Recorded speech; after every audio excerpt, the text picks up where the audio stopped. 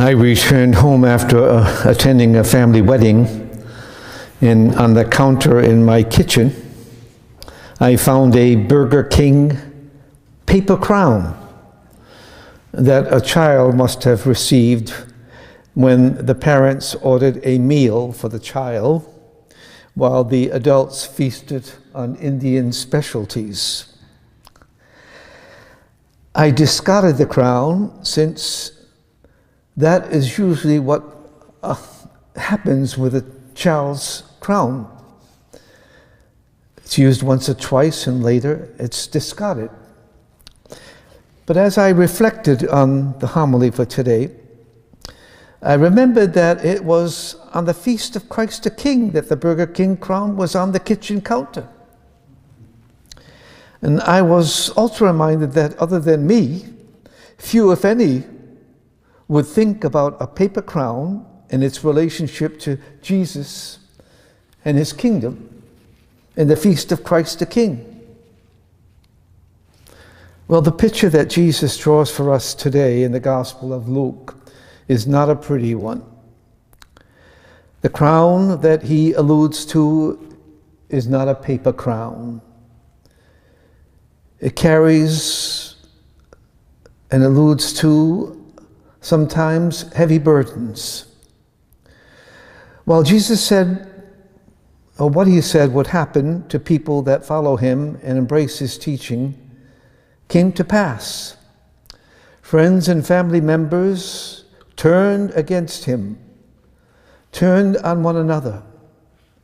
Followers were ridiculed, violently attacked. Many would die rather than denounce their faith in Jesus. They took to heart the words from Revelation that said, "Remain faithful until death, and I will give you the crown of life." What Jesus offered his followers was not a paper crown that was disposable. It was a crown that came with the assurance that all will be well.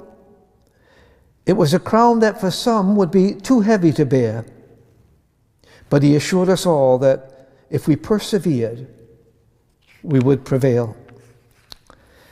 In the scripture readings from Revelation, we heard spoken of 144,000 people dressed in white.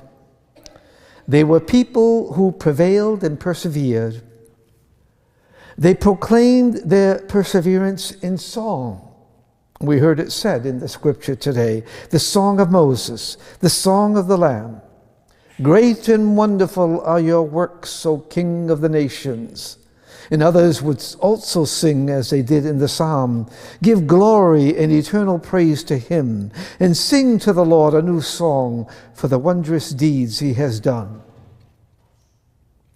Well, at our baptism, we were anointed priest, prophet, and king. I suspect few of us give much thought to the crowns we wear, other than those among us who, as I said, bear crowns that are heavy to bear. Today, Jesus tells us he's fully aware of this truth. And his words may sound empty, but are truly profound. Remain faithful, and you will receive the crown of life. In response, we can also add our own song from the words from the Celtic Mass. Now, with the strength of your word, send us to be your disciples, to bring all the world to the joy of your kingdom.